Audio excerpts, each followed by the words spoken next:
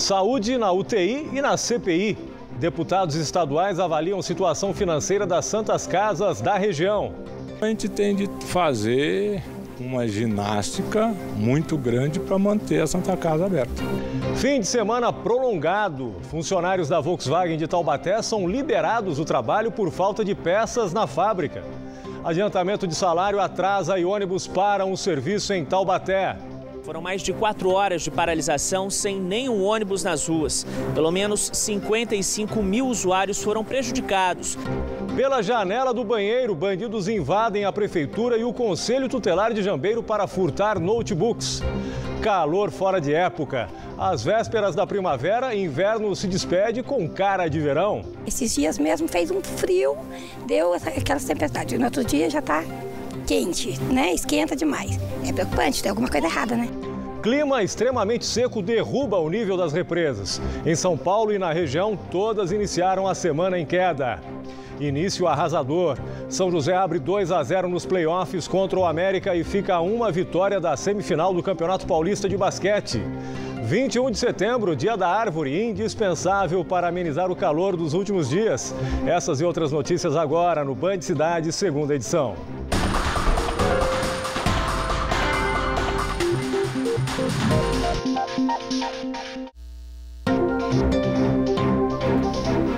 Boa noite. A Comissão Parlamentar de Inquérito, que investiga a crise financeira nas Santas Casas, saiu hoje da Assembleia Legislativa em São Paulo para 2 audiências na região. A primeira aconteceu de manhã, em São José dos Campos. À tarde, a CPI esteve em Guaratinguetá.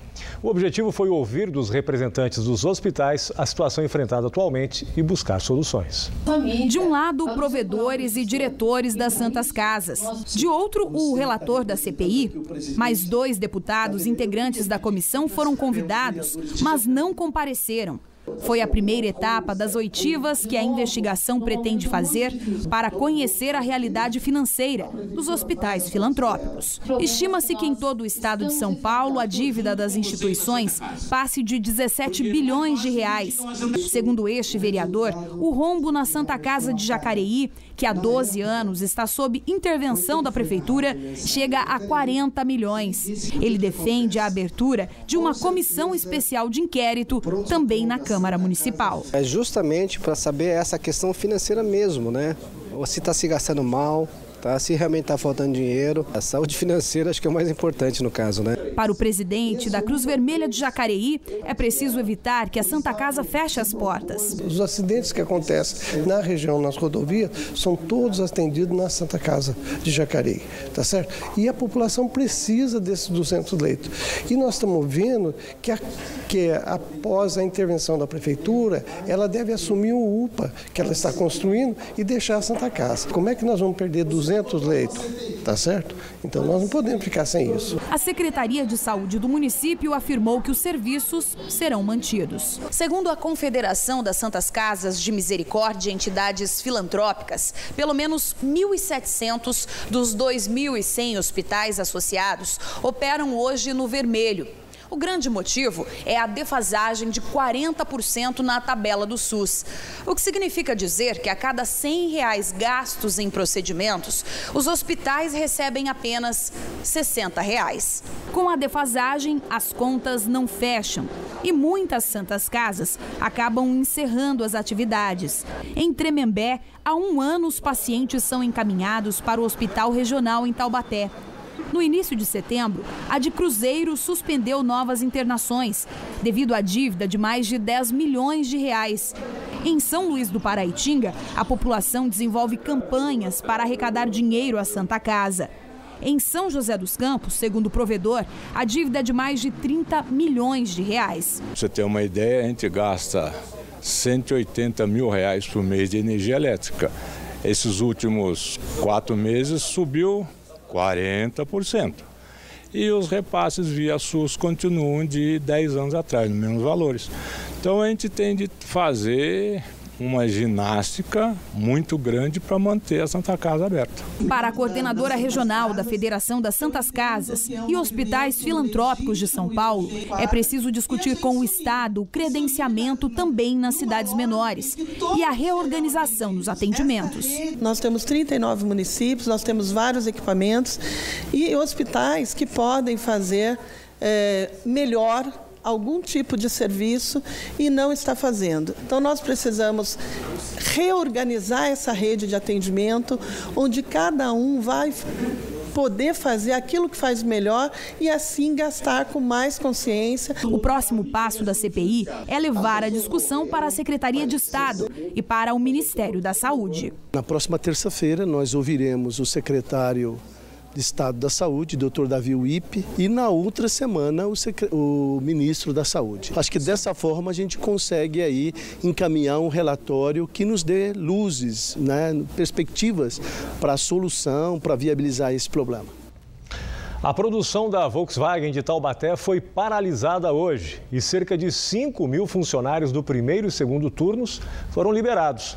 Não houve expediente por falta de peças. Por telefone, a Volkswagen informou que a paralisação ocorreu devido à falta de um componente essencial para a montagem dos veículos. O período em que os empregados ficaram sem trabalhar vai ser reposto sem desconto no salário.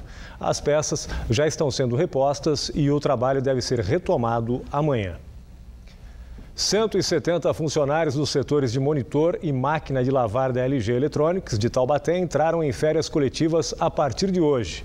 Outros 227 funcionários da unidade seguem em férias coletivas até o dia 3 de outubro.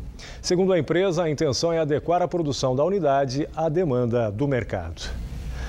Motoristas e cobradores de ônibus de Taubaté fizeram hoje uma paralisação de mais de 4 horas, mas o serviço demorou quase o dia inteiro para ser normalizado.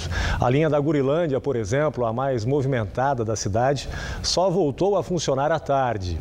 A greve relâmpago foi um protesto contra o atraso no adiantamento dos salários. Os depósitos foram feitos ainda de manhã. 120 motoristas e cobradores da ABC Transportes protestaram sobre o atraso no pagamento de 40% que seria adiantado pela empresa no sábado.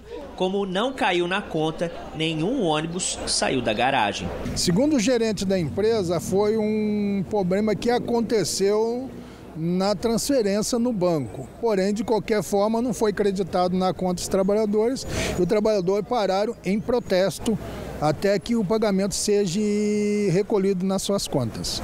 Os passageiros estranharam essa calmaria.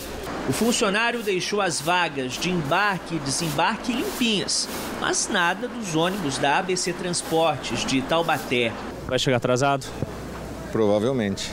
Agora tem que pegar um mototáxi para ir embora, para trabalhar, que senão eu vou chegar atrasada. Outra opção foi as vans do TCTAL, o transporte complementar de Taubaté. Telespectadores da Band registraram a condução que eles foram obrigados a viajar. Representantes do sindicato foram chamados para uma reunião com a diretoria da empresa por volta das 8 da manhã. Depois do encontro, motoristas e cobradores decidiram retomar as atividades. Foram mais de 4 horas de paralisação sem nenhum ônibus nas ruas. Pelo menos 55 mil usuários foram prejudicados com essa interrupção nas atividades. De acordo com a Secretaria de Mobilidade Urbana aqui da cidade, o dinheiro do adiantamento salarial dos funcionários foi depositado pela manhã. Mesmo com os trabalhos normalizados, a Prefeitura informou que irá tomar algumas medidas contra a empresa. Ela é responsável pela prestação do serviço. Então, se pelo menos tivesse havido uma informação à Prefeitura, para que a Prefeitura pudesse até ajudar nessa negociação, seria admissível. Porém, não houve informação para a Prefeitura, muito menos para a população. A população nem sabia o que estava acontecendo. Nós entramos em contato com a empresa ABC, mas ninguém foi encontrado para comentar o assunto. Atenção, motoristas, uma das alças do viaduto Canebo, em São José dos Campos, vai ser interditada a partir de amanhã para obras. A interrupção vai atingir a alça que leva para a Marginal da Dutra, sentido São Paulo. Nesse trecho, a pista vai ser duplicada. Uma das faixas da Avenida Deputado Benedito Matarazzo também vai ser fechada durante os trabalhos. O trânsito vai ficar impedido até sábado, dia 26 de setembro. Nas noites de terça e quarta-feira, uma das faixas do viaduto Canedo também vai ser interditada das 8 até a meia-noite para as obras. Diariamente, o local recebe cerca de 54 mil veículos. Um mecânico de 43 anos teve parte da perna esquerda amputada após acidente ontem à noite na fábrica de alimentos Petibon, em São José dos Campos. De acordo com o Corpo de Bombeiros, a vítima fazia manutenção em uma máquina de triturar macarrão quando caiu dentro dela. Por telefone, a empresa informou que presta auxílio ao mecânico que permanece internado no Hospital Municipal de São José dos Campos. A Petibon deve passar por uma fiscalização amanhã. A seguir, polícia estoura laboratório de drogas em São José dos Campos. E ainda, verão fora de época, inverno quente seca o ar e também os reservatórios. A hora certa para você, pontualmente, 7 horas, a gente volta já já.